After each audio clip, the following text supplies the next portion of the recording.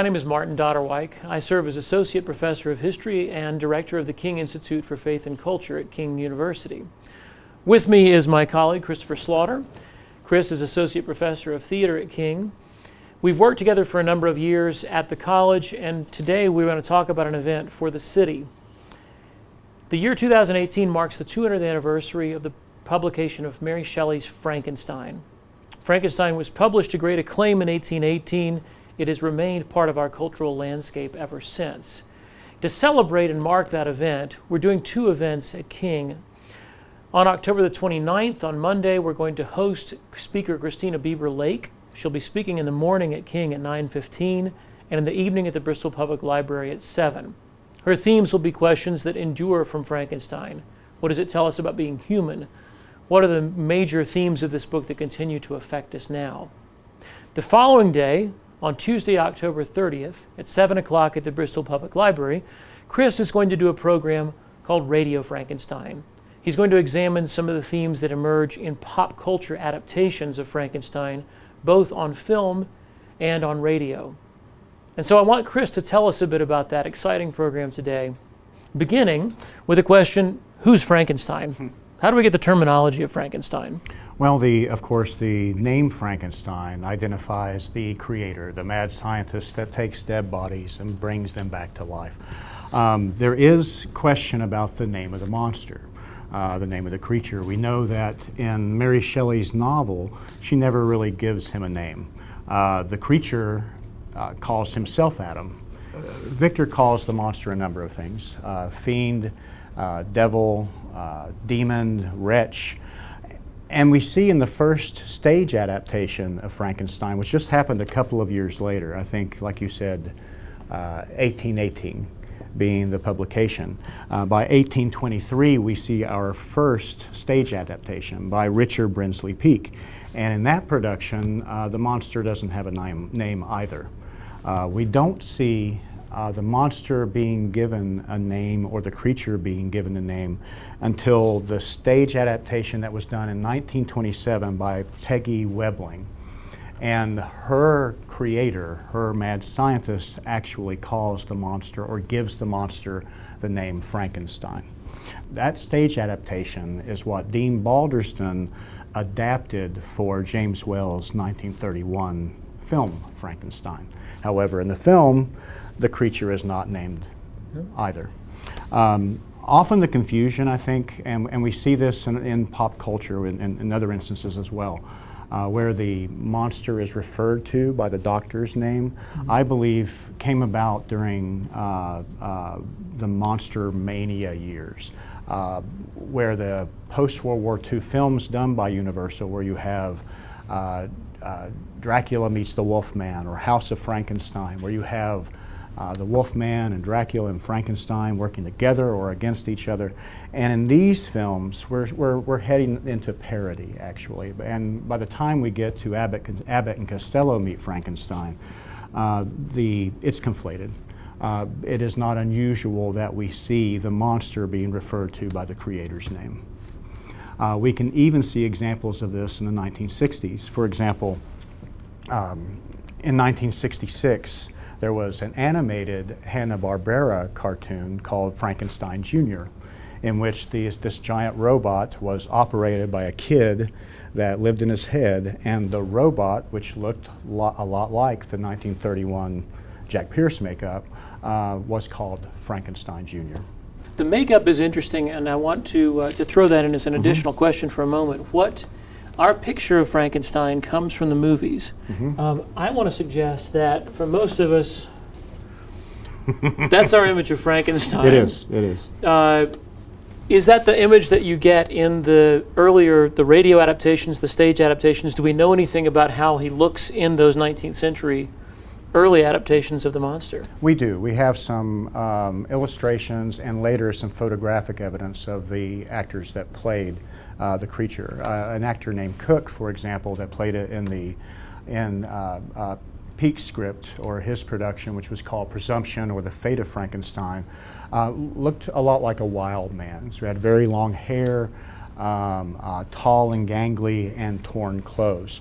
The makeup that Jack Pierce developed for Boris Karloff in those films was actually based on drawings that James Whale did. James Whale was a cartoonist.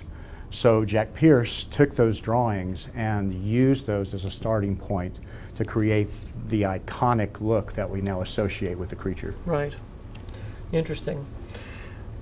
As you've looked at these versions, sometimes I would point out too a jaunty hat as he's sporting in this particular yes. Frankenstein. He looks happy. He does look happy.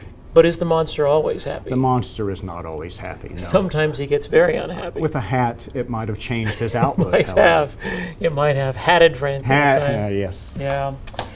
Well, we've seen a little bit of that trajectory. As you look at those radio versions, the stage versions, the motion picture versions, why did it stay so compelling? What is it about this story that so drew people into it? Well, at least in popular culture, when you have a property that is successful, like Mary Shelley's novel, others are wanting to make money off of that success. So you see a lot of adaptations, authorized and unauthorized. But I think ultimately it's those big questions that the novel asks, and that the films and the radio adaptations ask as well. What is man's place in the cosmos? Are there boundaries to our knowledge? The story really is I mean, you can trace its lineage back to the Tower of Babel, and in Western culture, this idea that are we to take the place of God, and what happens when we get close? Or Faust. Or Faust, for example. And we see this story being told over and over again in so many different forms. I think that is one of the things that keeps bringing us back to that story. I think also is the idea of death, of mortality, that we fear death, we don't understand it, we want to conquer it. And I think that's a fantasy a lot of us have, of wishing a loved one to be back alive again, or mourning loss and wondering why. Why is loss something we have to suffer? Right. And those are the big questions I think it asks, that we all ask. Well, looking at those performances, you're going to bring to us a particular treat on the night of the talk. Not only are you going to be talking about this, but you're going to have a little staging of one of those adaptations. Will you tell us about that particular version? Yeah, man. So I've been doing this project called the Twin City Radio Theater this is my 10th year at King University. I started this project when I was in New England, but it never got off the ground as actually a performing group. And what we try to do is resurrect old-time radio scripts and give them new flesh so an audience can enjoy them again. So in many ways, my project is Frankenstein. I think the best way to talk about Frankenstein on the radio is to give an example. And what we're going to be doing is performing a script called Death Robbery. And Death Robbery comes from a show called Lights Out,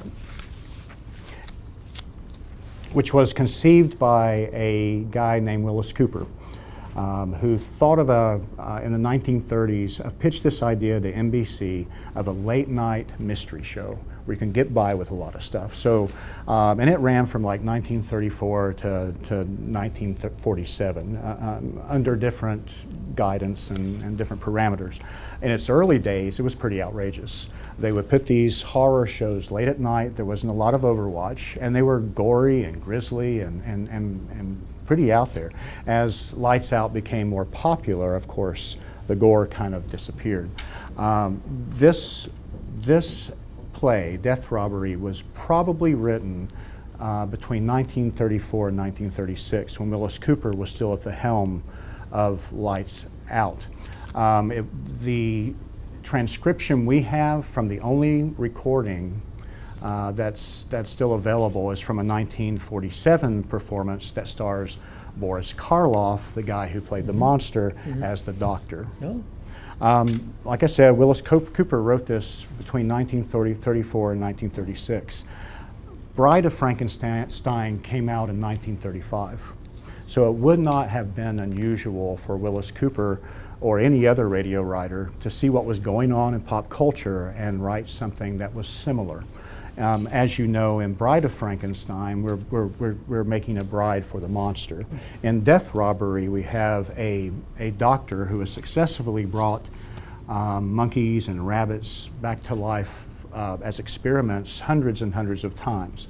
In this story, his wife dies, and he attempts to, and we'll see to what success brings her back to life. So in a sense, a real Bride of Frankenstein. And so we're going to see that in its entirety. Yes, we're going to see that in its entirety. We'll have actors that have worked with the Twin City Radio Theater project for a number of years. So it'll and with live sound effects. Ooh, so it should be a lot of fun. Very good. Will the monster look like this? No, but that's lovely. Where did you find that? I can't give away my sources. Ah, Not on television. But there we are. So Frankenstein obviously matters to you, something that you know a lot about. I'm curious if you would tell us a little bit about your relationship to the story. What drew you to Frankenstein in your earlier years, and how has that trajectory continued on? yes. Well, I've designed Frankenstein for a theater company in New England. We've done it once with the Twin City Radio Theater. I read the novel every couple of years. I kind of collect as much as I can, or as much as my wife will allow. There it is. Thank you. Given to you this day But I in lieu of pay. in lieu of pay. But this has stuck with me, and it's something that I've continued to go back to. There is sort of this family lore, and I don't know how true this is, that supposedly I watched this with my grandmother, the 1931 James Whale film, when I was like 3 or 4 years old. Wow. I don't remember this, but it's a story that's told. I was introduced to this character, like many others that are my age, through the Addams Family in Lurch, through Herman Munster, through Big Daddy Ed Roth monster cars, through all these different places. But I think as a young teen and as a teenager, and I think so many others are attracted to this because of the story of the monster itself. When you're at that age, you wonder, why was I born? Why was I born in this body that won't do what I tell it to do? Why, when I speak, does it come out like instead of the things I want to say? Why am I seen as violent and misunderstood and unsocial when I really am just trying to express my love for those things around me, or trying to understand my relationship with the world, the cosmos, and my Creator? So I think those are questions that you ask as a young person. When you're entering adulthood, you have those big questions of why me? Why this body? Why were I given these rules I have to fit in? And I'm misunderstood. But as as you get older, I found myself more attracted to the doctor, the questions that he asked, his choices about what would, and as you get older, you suffer loss, and you wonder, why must I suffer this? If I could do this, would I? Even within the context of faith, we often question why the Creator does the things that He does, and so for me, it is kind of grown up, or I've grown up with it, that my understanding of the story and how I relate to it personally has changed, but in good ways, and it has followed me really throughout my career, which is pretty cool. And to be able to do, which we did last fall, the very first radio adaptation, which was done on Witch's Tale before a live audience, was sort of like the culmination of a dream. It was very cool to do that, and to have audiences see the script that probably hasn't been heard since 1931, except in revival or in various other places. But very cool. Very excited to do that.